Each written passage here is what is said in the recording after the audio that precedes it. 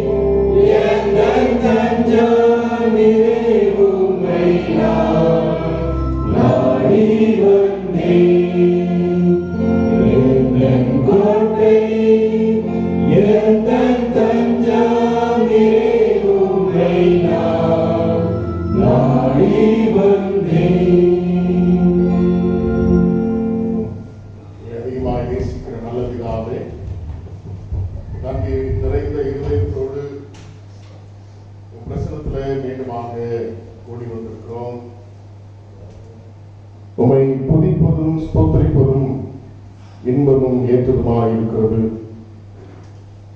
கர்த்தரை தேடுகிறவர்களின் இருதயம் மகிழ்வதாக. உம்மை சாட்சி பகிர்கிறது மூலமாக, உம்மை பாடுகிறதன் மூலமாக, உம்மை தியானிக்கிறதன் மூலமாக, உம்முடைய மகத்துவங்களை சிந்திக்கிறதன் மூலமாக உம்மை தேடும் பாக்கியத்தை எங்களுக்கு தந்திருக்கிறீர். இந்த ஆராதனையின் மூலமாக உம்மை தேடும் பாக்கியம் தந்திருக்கிறீர். உம்மை தேடுகிறவர்கள் இருதயமா மகிழ்வதாக என்று வசனத்திலே வாசிக்க கேட்டோமே, அந்த மகிழ்ச்சியை உம்மை தேடுகிறதுனாலே எங்களுக்கு ஆண்டவர் கொடுக்கிற அந்த மகிழ்ச்சியை பெற்றவர்களாய் இந்த ஆராதனை அமர்ந்திருக்க, உம்மை மகிமைப்படுத்தினவர்களாய் அமர்ந்திருக்க, தேவனுக்கு ஏற்கும் பலிகள் நொறுங்குண்டாவினால் தேவனே நொறுங்குண்டதும் நறுங்குண்டதுமான இருதயத்தை நீ புறக்கணியீர். நீ மகிமைப்பட வேண்டும் என்றால் நொறுங்குண்ட இருதயத்தோடு எங்களை தாழ்த்தி அர்ப்பணிக்கிறேன் சுவாமி. நம்முடைய இருதயத்தை நோக்கி எங்களை தாழ்த்தி சிந்தனைகளை வெறுமையாக்கி சரீரத்தை ஒடுக்கி உங்களுடைய பிரசனத்தில் எங்களை ஒப்புக் கொடுக்கிறோம். ஆரம்பின் ஆரம்பம் முதல் முடிவரை மகத்துவத்தை மகிமையின் பிரசனத்தின் ஆசீர்வாதங்களை நாங்கள் உணர்ந்து கொண்டு அதை தரிசித்து இங்கிருந்து கடந்து செல்ல தேவனிடம் கொடுத்து இயேசு கிறிஸ்துவின் நாமத்தில் ஜெபிக்கிறேன் நல்ல பிதாவே. அஞ்ஞாவது நடந்த தேவ நாமத்திற்காக 236 பாமாலை பார்ப்போம். 236 பாமாலை பார்ப்போம். Thank you.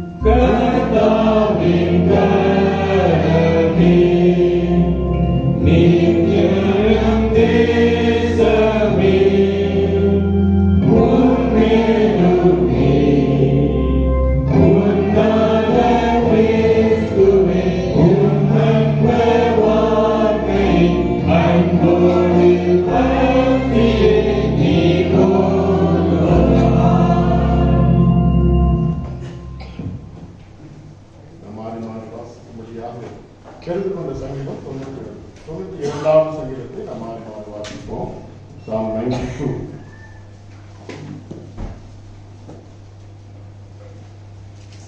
கர்த்தரை துதிப்பதும் உன்னதமானவரே உமது நாமத்தை கீர்த்தனம் பண்ணுவதும்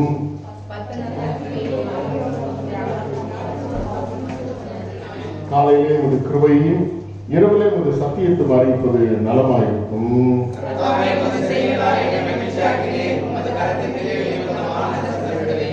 கர்த்தாவே உமது கிரியைகள் எவ்வளவு மகத்துவமானவர்கள், உமது யோசனைகள் மகா ஆழமானவர்கள்.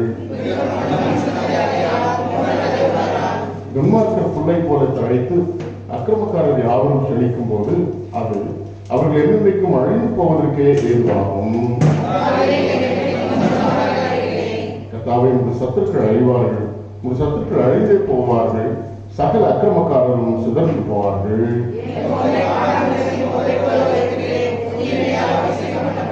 என் சத்துருக்களுக்கு நேரிடுவதை என் கண் காணும், எனக்கு விரோதமாக எழுந்துகிற துன்மார்க்கருக்கு நேரிடுவதை என் காது கேட்கும்.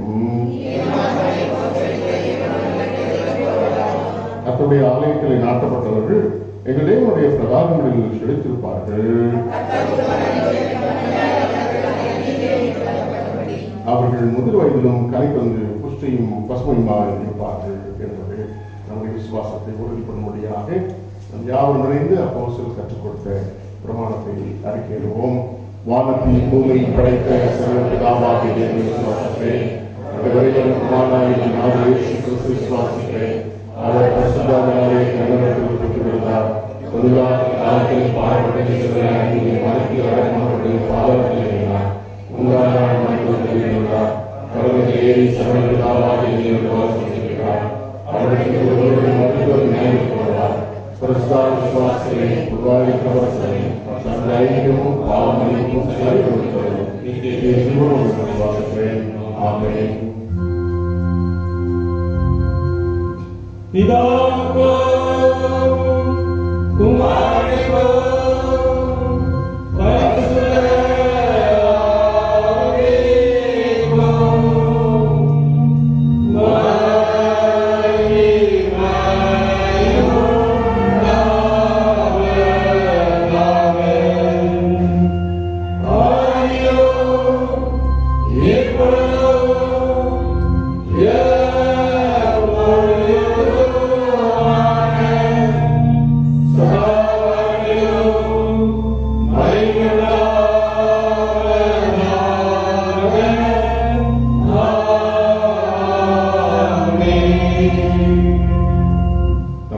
ஜெபங்களிலே கர்த்தருடைய ஜெபத்தில் சேர்ந்து சொல்லுவோம். பரமண்டலில் இருக்கிற எங்கள் பிதாவே, செய்யப்படுவது போல உங்களையும் செய்யப்படுவார். அன்றுள்ள எங்களுக்கு மன்னிப்பது போல எங்கள் பிரச்சனை மன்னி எங்கள் சோதனைக்கு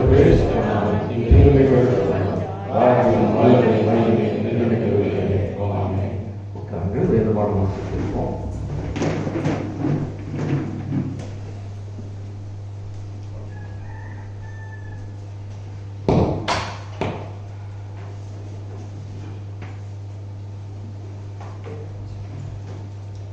வாசிக்கும்படியாக கொடுக்கப்பட்டுள்ள வேத பகுதி லூக்கா 5ஆம் அதிகாரம் 33ஆம் வசனம் முதல் 39ஆம் வசனம் வரை.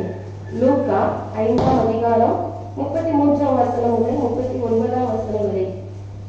பின்பு அவர்கள் அவரை நோக்கி, யோவானுடைய சீஷர் அநேக தரம் உபவாசித்து ஜெபம் பண்ணி கொண்டு வருகிறார்கள், பரிசேயருடைய சீஷரும் அப்படியே செய்கிறார்கள், உம்முடைய சீசர் போஜன பானம் பண்ணுகிறார்களே, அது எப்படி என்று கேட்டார்கள்.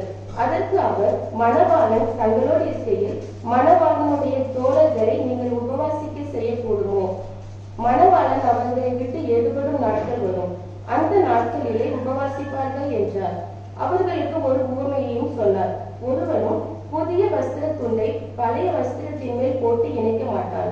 இணைத்தால் புதியது பழையதை கிழிக்கும். புதிய வஸ்திர துண்டு பழைய வஸ்திரத்துக்கு ஒவ்வாது.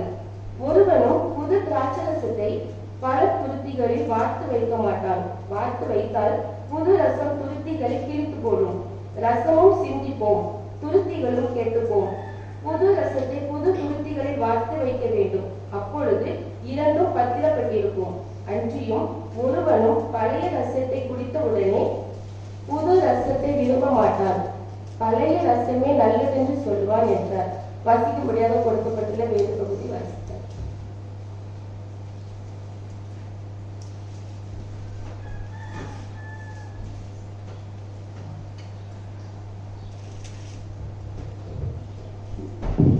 The portion for the forward reading is taken from Luke chapter 5, 33 to 39. I repeat, Luke chapter 5, 33 to 39. They said to him, John's disciples often fast and pray, and so the disciples of the Pharisees, but yours go on eating and drinking.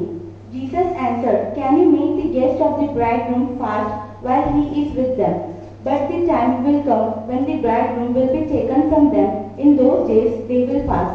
He told them this parable. No one tears a patch from a new garment and frees it on an old one. If he does, he will have torn the new garment, and the patch from the new will not match the old. And no one pours new wine into the old wineskins. If he does, the new wine will burst the skins, the wine will run out, and the wineskin will be drained. No new wine must be poured into new wineskins, and no one after drinking old wine wants the new, for he says the old is better. Portion for the Bible reading ends. திருக்குறளில் வாசகம் சொல்வார்.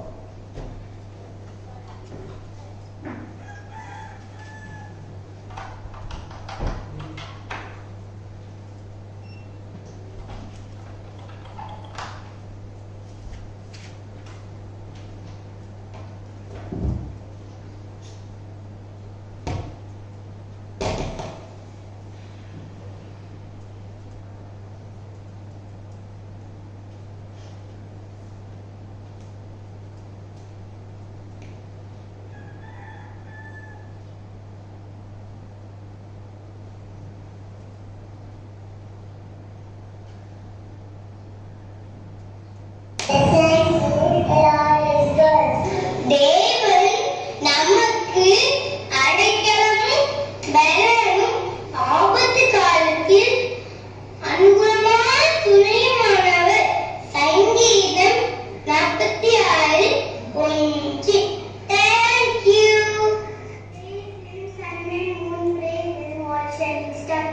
ரத்தமே உன் பாரத்தை வைத்துவிடு, அவர் உன்னை ஆதரிப்பார். சங்கீதம் 55:22. என்பதை ருசித்து பாருங்கள், அவர் மேல் நம்பிக்கை இருக்க மனுஷன் பாக்கியவான். சங்கீதம் 34:8. ஆமென். Thank you. Your word is a lamp to my feet and a light for my path. Psalms 119:105. Amen. Thank you. I can do everything through Him who gives me strength. Philippians 4:13. Amen. Thank you. For I am with you. Isaiah 43:5. He fed you with manna, which you did not know, did your fathers know, that He will make you know that man does not live by bread alone, but that man lives by every word that comes out of the mouth of the Lord. Deuteronomy 8:3. Thank you. But I, by your mercy, came into your house. In reference, I will bow down to your holy temple. Thank you. The Lord says, I will rescue them, those who love in my name, and I will protect them, those who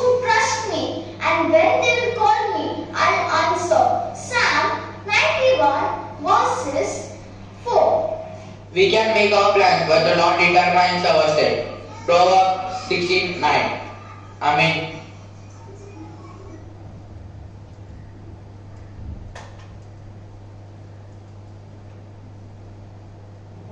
பிறந்த நாள் திருமண நாள் வாழ்த்துக்கள்.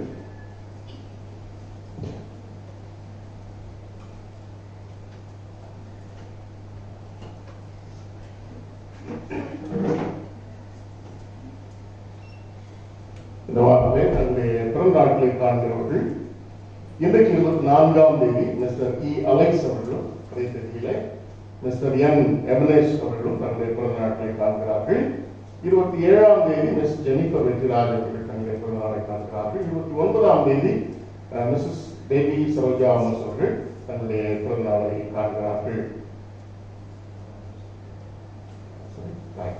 பிறந்த நாட்களை காண்கிற அருமையான இந்த பிள்ளைகள் யாவரையும் ஆண்டவராகிய இயேசு கிறிஸ்துவின் நாமத்தினாலும் திருச்சபையின் சார்பாகவும் அன்புடன் வாழ்த்துகிறேன், ஆசீர்வதிக்கிறேன். கர்த்தர் அவர்களை ஆசீர்வதிப்பாராக. யாராவது வந்திருக்காங்களா?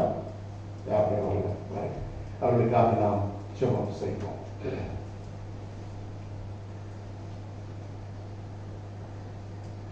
நாங்கள் நிற்பதும் நிர்மூலமாக இருப்பதும் உடைய கிருபை. இன்றைக்கும் இந்த வாரத்திலும் தங்களுடைய பிறந்த நாட்களை காண்கிற அருமையான பிள்ளைகள் இந்த கிருபையை உணர்ந்து கொள்ளும் பாக்கியத்தை நீ தந்திருக்கிறீர்களுக்காக ஸ்தோத்திரிக்கிறோம்.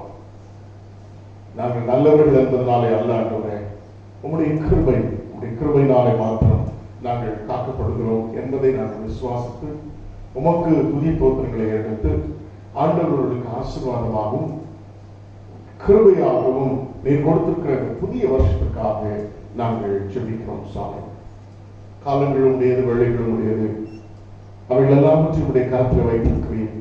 நேர்த்தியாய் அன்னது நாட்களிலே அன்னதின் ஆசீர்வாதங்களை கொடுக்கிற தேவன், நேர்த்தியாய் அன்னதின் காரியங்களை அன்னதின் காலத்திலே செய்கிற தேவனாக இருக்கிறேன். சுவாமி, அப்படிப்பட்ட தேவன் ஆண்டவரே நம்முடைய பிள்ளைகளுக்கு காலங்களையும் நேரங்களையும் உமக்கு சித்தமானபடி குறித்து இந்த புதிய வருஷத்தை நீர் கொடுத்திருக்கிறீராக. இந்த வருஷத்தையும் கர்த்தர் நன்மையினால் முடிசூட்டி கொடுக்க முடியும் என்று சொல்லி விசுவாசித்து பிள்ளைகள் எதிர்பார்த்திருக்கிற நன்மைகள், ஜெபித்துக் கொண்டிருக்கிற ஆசீர்வாதங்கள், பிள்ளைகளுக்கு நீர் உடைய அநாதி தீர்மானத்தில் வைத்திருக்கிற எல்லா விதமான ஆண்டவரே நன்மைகளையும் ஆண்டவர் தன்னுடைய பிள்ளைகள் இந்த புதிய வருஷத்தில் பெற்றுக்கொண்டு மகிழ்ச்சியாயும் ஆண்டவரை மகிமைப்படுத்துவர்களாயும் ஜீவிக்கத்தக்கதாக தீர்க்காயுசோடும் செல்வத்தோடும் வாழ ஆண்டுடைய கிருபை உள்ள கரத்திலே பிள்ளைகளை தாழ்த்தி ஒப்புக் கொடுத்து வாழ்த்தி ஆசீர்வதிக்கிறோம்.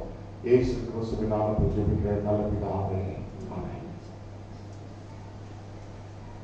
அறிவிப்புகள் அதிகமாக ஒன்றுமில்லை என்றால் நமக்கு மற்ற எந்த ஊழியர்களும் நடைபெறாதனாலே இன்னும் ஒரு வாரம் வெயிட் பண்ணுவோம்.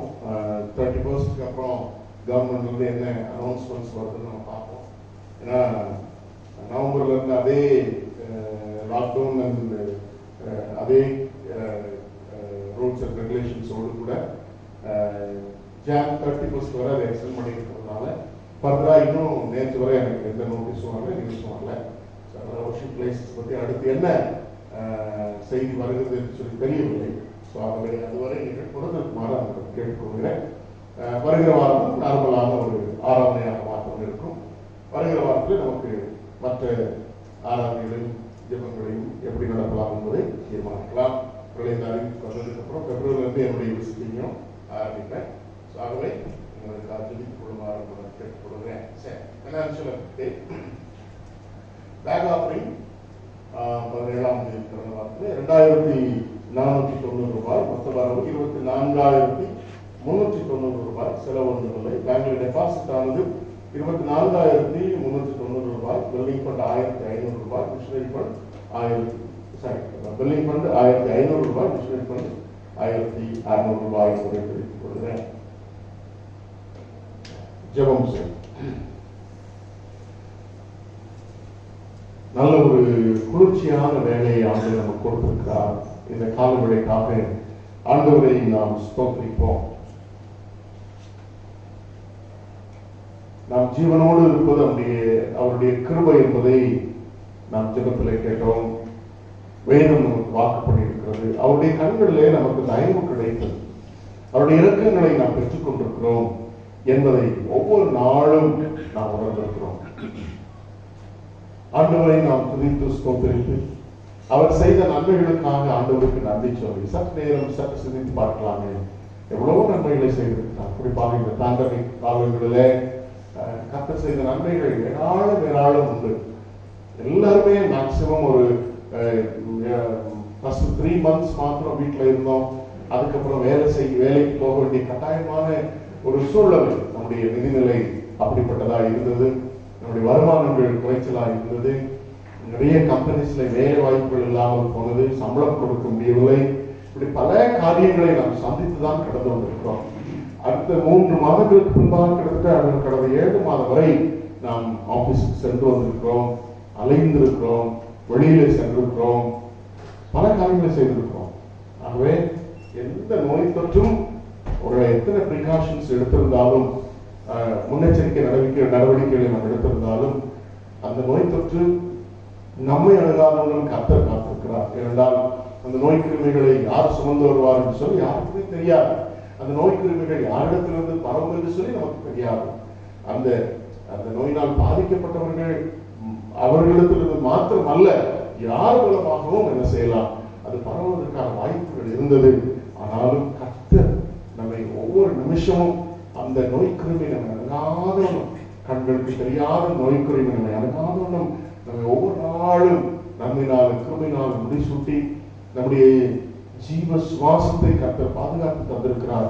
அதற்காக நம் ஆண்டவரை ஸ்தோத்திரிப்போம். என்றால் அந்த ஜீவன் கர்த்தர் தந்த தீபம் என்று சொல்லி வேதம் சொல்கிறது. அது அணைந்து போகாதபடி அவர் மாத்திரம் காக்க முடியும்.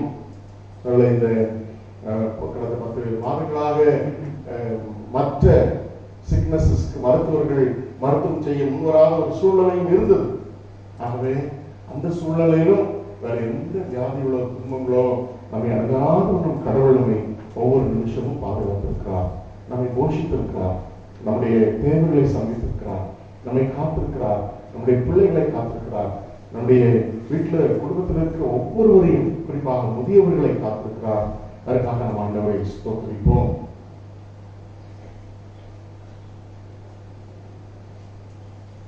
இன்னும் கம்ப்ளீட்டான அன்லாக் இது அறிவிக்கப்படாதனாலே இன்னும் நம்முடைய மும்பையினுடைய உயிர்நாடு என்று சொல்லலாம், எலக்ட்ரிக் ட்ரெயின்ஸ் இன்னும் பப்ளிக்காக நமக்குனாக அறிவிக்கப்படாத ஒரு சூழ்நிலை. பிள்ளைகளுடைய ஸ்கூல் இன்னும் ஆரம்பிக்காத ஒரு சூழ்நிலை. இப்படி பல காரியங்கள் டிஃபிகல்டிஸ் இருக்கத்தான் செய்கிறது. ஒவ்வொரு நாளும் நம்ம மாஸ்க் அணியாதபடி வெளியே செல்லக்கூடிய ஒரு சூழ்நிலை, சானிடைஸ் பண்ண வேண்டிய ஒரு சூழ்நிலை. இப்படி இந்த நிலைகள் எல்லாம் பார்க்கும் பொழுது இன்னமும் கர்த்தருடைய கிருபை நமக்கு அதிகமாக அவசியம் என்பதை உணர்கிறோம். அதற்காக நாம் ஜெபிப்போம். நம்முடைய ஆலயத்தில் இருக்கக்கூடிய எல்லா குடும்பத்தின் பிள்ளைகளுக்காக நாம் ஜெபம் செய்வோம். எல்லாருக்காக ஜெபிப்போம். ஒரு ஆவியானவர்களுடைய சிந்தையில ஏதாவது ஒரு குடும்பத்தை குறித்து ஜெபிக்க ஏவானால் அவர்களுக்காக நாம் ஜெபிக்கலாம்.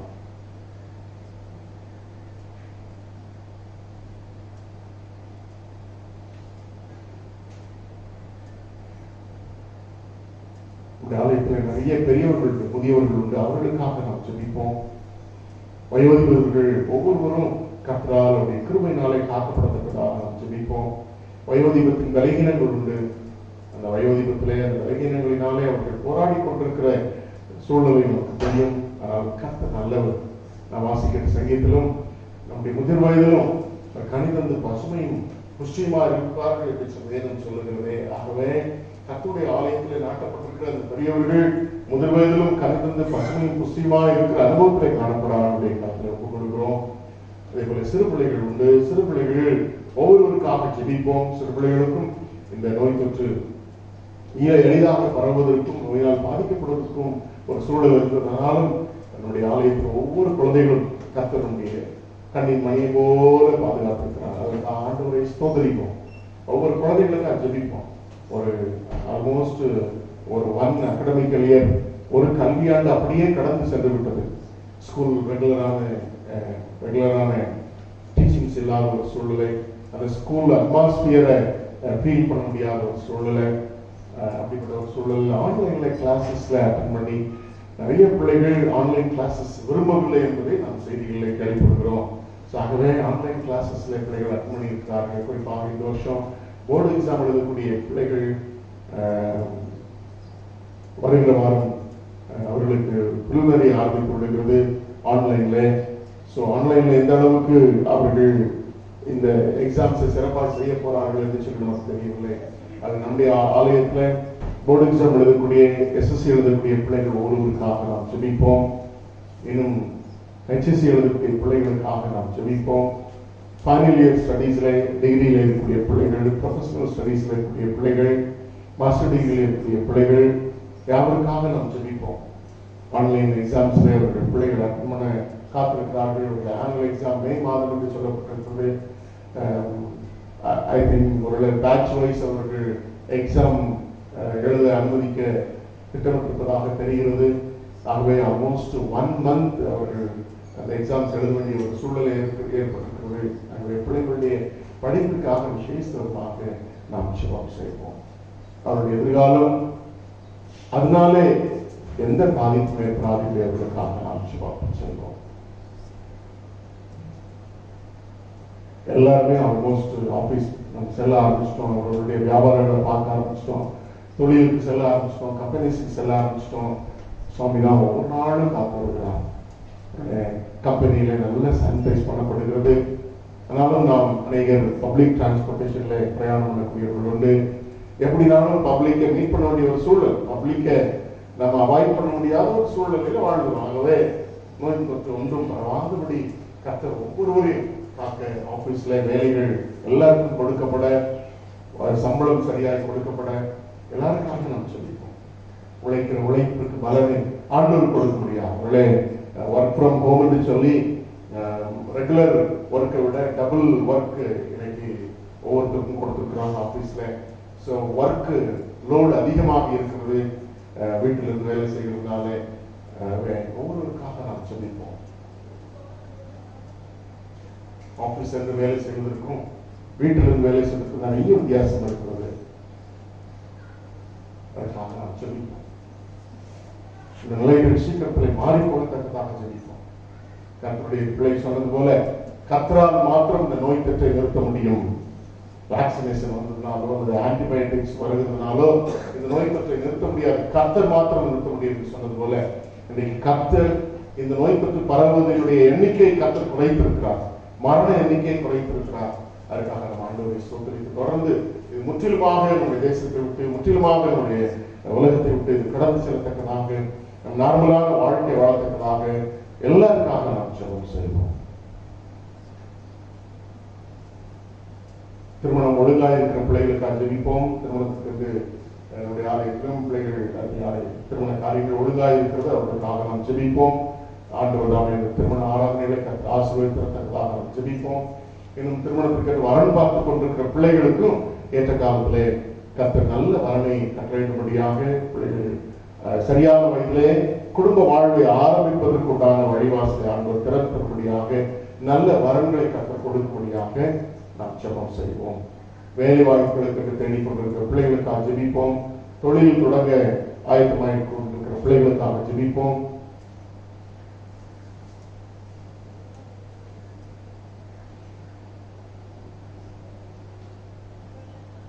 அதே போல நாளிலே குறிப்பாக நம்முடைய மிஷனரிக்காக ஜெபிப்போம். தாமஸ் தகிராமருக்காக ஜெபிப்போம். சுனிதா சகோதரிக்காக ஜெபிப்போம். அருமையான பிள்ளைகள் ஃப்ரெண்ட்ஸுக்காக ஜெபிப்போம். அவருடைய பெயர்களை உச்சரித்து நாம் இந்த இடத்துல ஜெபிக்கிற ஜெபங்கள் நிச்சயமாக அங்கே பலன் தருகிறது என்பதை அறிந்திருக்கிறோமாகவே அருமையான ஊழியர்கள் கர்த்தரால் காக்கப்பட அவர்கள் செய்கிற ஊழியத்தின் மூலமாக இந்த புதிய வருஷத்துல ஒரு பெரிய ஆத்ம அறுவடையை கண்டுகொள்ளத்தக்கதாக அவர்களுக்காக ஜெபிப்போம். அவர்கள் சந்திக்கிற பலமான பிரச்சனைகள் உண்டு. நம்ம எல்லாருக்கும் தெரியும். மிஷன் ஃபீல்ட் சென்றிருக்கிறோம். மிஷனரி ஆர்கனைசேஷனோடு தொடர்பு வைத்திருக்கிறோம்.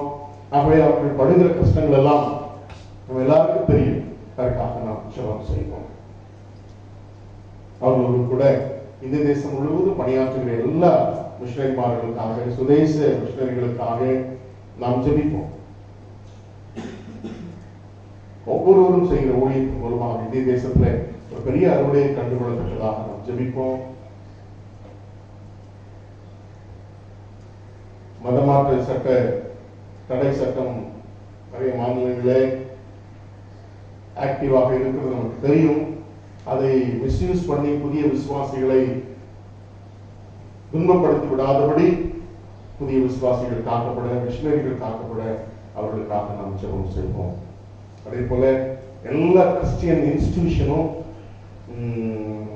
இன்ஸ்டிடியூஷன்ஸையும் டார்கெட் பண்ணி இப்பொழுது இருக்கக்கூடிய அரசாங்கம் எல்லா இன்ஸ்டிடியூஷனுக்கும் அல்லது ஐடியோ அல்லது இடியோ அனுப்பி ரெய்டு பண்ணுவதற்காக அனுமதி கொடுக்கப்பட்டு வருகிறது நாம் பார்க்கிறோம். என்றால் இந்த ஐடி மாத்திரம் டிபார்ட்மெண்ட் மாத்திரம் சென்ட்ரல் கவர்மெண்ட் தரப்பில் இருக்கிறதுனால ஆல்மோஸ்ட் எல்லா கிறிஸ்டியன் இன்ஸ்டிடியூஷனையும் டார்கெட் பண்ணி, அதனால நிறைய பேர் நம்ம எல்லாருமே கணக்கு நல்லா வைத்திருக்கிறதுனாலே எந்த பிரச்சனையும் இல்லை. ஆனால் ஒரு சில ஏதாவது ஒரு குற்றத்தை கண்டுபிடித்து நிறைய இன்ஸ்டிடியூஷன் மூடுவதற்கான வாய்ப்புகள் இருக்கிறது என்பதாக கேள்விப்படுகிறோம். ஈவன் எம்சிஐயும் அப்படிப்பட்ட ஒரு பிரச்சனை இப்பொழுது தற்சமயமாக சந்தித்துக் கொண்டிருக்கிறது. எம்சிஐ என்றால் Methodist search in India. So அதற்காக நீங்கள் ஜெபிக்குமாறு அன்புடன் கேட்டுக்கொள்கிறேன். சர்ச்சஸ் மாத்திரமல்ல, கிறிஸ்டியன் இன்ஸ்டிடியூஷன்ஸ் மாத்திரமல்ல, மற்ற மைனாரிட்டி ரிலிஜியஸ் பாடிஸ் அல்லது அவர்களுடைய சங்கங்கள் அல்லது அவர்களுடைய இன்ஸ்டிடியூஷன்ஸ் எல்லாமே விதமாக ரைடு விடப்படுகிறதை நாம் பார்க்கிறோம். அப்படிப்பட்ட ஒரு சூழ்நிலை இன்னைக்கு இந்திய தேசத்தில் காணப்படுகிறது. அதற்காக நாம் ஜெபிக்குமாறு எல்லா கிறிஸ்தவ ஸ்தாபனங்களும் கணக்கு வழக்குகளை சரியானபடி காத்துக்கொள்ளத்தக்கதாக நாம் ஜெபிப்பதோடு கூட நிறைய ஃபாரின் எய்ட்ஸ் எல்லாமே நிறுத்தப்பட்டிருக்கிறது. ஃபாரின் எய்ட்ஸ் மூலமாக இங்கே சமூக சேவை செய்து கொண்டிருந்த நிறைய கிறிஸ்தவ ஸ்தாபனங்கள் மூடப்பட்டு விட்டதை நாம் அறிந்திருக்கிறோம். அப்படிப்பட்ட ஒரு சூழ்நிலை. இதனால இந்திய ஜனங்களுக்கு தான் பாதிப்பு. அவர்கள் கிறிஸ்தவ இன்ஸ்டிடியூஷனை மூடுறதுனால பயனடைகிறவர்கள் இந்தியர்கள் என்கிறதான ஒரு உணர்வை மத்திய அரசாங்கம் அந்த உணர்வை இல்லாதபடி இருக்கிறது நாம் அறிந்திருக்கிறோம். அதனால நம்முடைய மெத்தடிஸ்ட் சபை, நம்முடைய மெத்தடிஸ்ட் ஆலயத்தை சார்ந்த கம்பேஷன் ப்ராஜெக்டும் கம்ப்ளீட்டா மூடிட்டாங்க. கிட்டத்தட்ட நார்த் இந்தியாவில் மாத்திரம் கிட்டத்தட்ட ஒரு 50,000 குழந்தைகள் அந்த கம்பேஷன் ப்ராஜெக்ட்னாலே பிரயோஜனம் அடைந்து வந்தார்கள். இன்னைக்கு அந்த பிள்ளைகள்லாம் எங்க இருக்காங்கன்னே தெரியல. அப்படிப்பட்ட ஒரு சூழ்நிலை. ஆகவே ஒவ்வொரு சமூக சேவை செய்து வருகிற கிறிஸ்தவ ஸ்தாபனங்கள் எல்லாம் மூடப்பட்டு கொண்டு வருகிற ஒரு சூழ்நிலை பார்க்கிறோம்.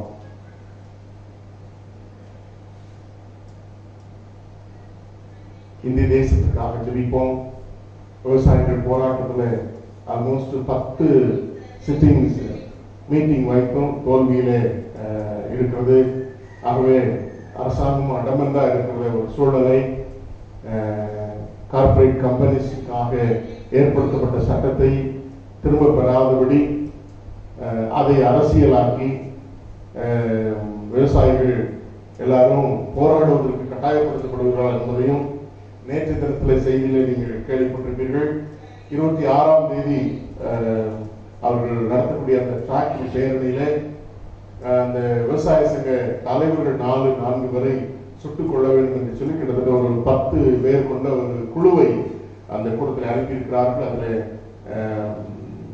அதுல ஒருவரை பிடித்து விட்டார்கள். அவன் சொன்ன அறிக்கையை நீங்கள் எல்லாரும் செய்தியில கேட்டிருப்பீர்கள். அவனுடைய கன்ஃபஷன் மூலமாக அந்த காரியம் வெளியே வந்தது. இதை எப்படியாவது அரசியலாக்கி விவசாயிகளை அழிக்க வேண்டும், இந்த போராட்டத்தை நிறுத்த வேண்டும் என்று சொல்லி பல பிரயாசங்கள் பல ரீதியில எடுக்கப்பட்டு கொண்டு வருகிற நிலைமையை பார்க்கிறோம். இந்திய தேசம் சந்தித்து வருகிற ஒரு பலவிதமான பிரச்சனைகள். அரசாங்கம் எந்த அளவுக்கு தன்னுடைய அதிகாரத்தை துஷ்பிரயோகம் பண்ணுகிறது என்பதை கண்கூடாக காண்கிறோம். அதற்காக நாம் ஜெபிப்போம். இந்த தேசம் இந்த சூழ்நிலையிலிருந்து காக்கப்படத்தக்கதாக, விவசாயிகளுடைய போராட்டம் சீக்கிரத்திலே அவர்கள் முடிவுக்கு கொண்டு வரத்தக்கதாக நாம் ஜெபிப்போம். ஒரு பக்கம் இப்படி இருக்க, இன்னொரு பக்கம் இயற்கையின் சீற்றங்களினாலே விளைபொருட்கள் அநேகம் அழிந்து விட்டதை நாம் பார்க்கிறோம். இன்னும் ஆகார பொருட்களுடைய விலை உயர்வதற்கான வாய்ப்புகளும் இதுல அதிகரித்திருக்கிறது என்பது நமக்கு தெரியும். இதெல்லாம் தேசத்தை குறித்தான அக்கறையோடு கூட நாம் ஜெபிப்போம். பெற்ற பெட்ரோல் விலை எந்த அளவுக்கு உயர்ந்திருக்கும் என்பதை தெரியும் உங்கள் எல்லாருக்கும் தெரியும். பெட்ரோல் டீசல் விலை உயரும் பொழுது நிச்சயமாக அத்தியாவசிய பொருட்கள் விலையும் உயர்ந்து விடுகிறது. அதற்கு ஏற்ற சம்பளம் நமக்கு இல்லை. அப்படிப்பட்ட ஒரு நெருக்கடியான சூழ்நிலையை நாம் சந்தித்து வருகிறோம்.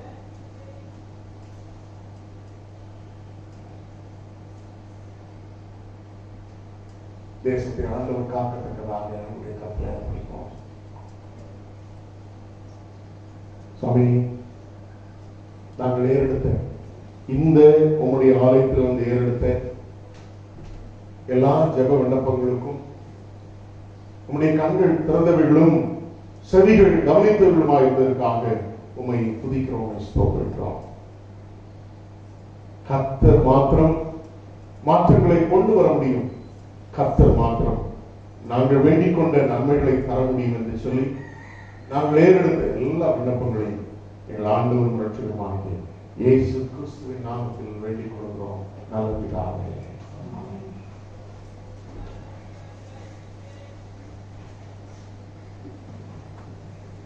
ஆண்டவராகிய இயேசு கிறிஸ்து நாமத்தினாலே உங்கள் அனைவரையும் அன்புடன் வாழ்த்து நான் சொல்லிக்கிறேன். இன்னும் ஹவுஸ் விசிட்டிங் வரல. அதனால அவங்க எல்லாருக்கும் ஒரு படம் இருக்குது. ஹவுஸ் விசிட்டிங் இப்பொழுதுக்கு இப்போதைக்கு பண்ண வேண்டாம்னு சொல்லிட்டு எனக்குரிய மேலதிகாரிகளும் அறிவுரை சொல்லி இருக்கிறதுனால இந்த ஆரம்பிக்கிற ஒரு 31ஆம் தேதிக்கு அப்புறம் அந்த காரியம் தெரிய வரும். தெரிவித்துக் கொள்ளுங்கள். இன்னும் மற்ற எல்லா ஆராதனைகளும் சிறப்பு ஆராதனைகளும் தொடர்ந்து நார்மலாக நடப்பதற்கான சூழலை ஆண்டு ஏற்படுத்தபடியாக நாம் ஜெபிப்போம். இந்த கர்த்தருடைய நாளிலே ஆண்டுடைய சன்னிதானத்தில் மீண்டும் கோடியவரை துதிப்பதற்கும் ஆராதிப்பதற்கும் ஆண்டு கொடுத்திருக்கிற அவருடைய கிருபைகளுக்காக என் தேவனை ஸ்தோத்திரித்து இன்னைக்கு தியானிப்பதற்கு என்று தெரிந்து கொண்ட அருமையான பகுதியை நோடு கூட திருப்பி வைத்துக் கொள்ளுங்கள்.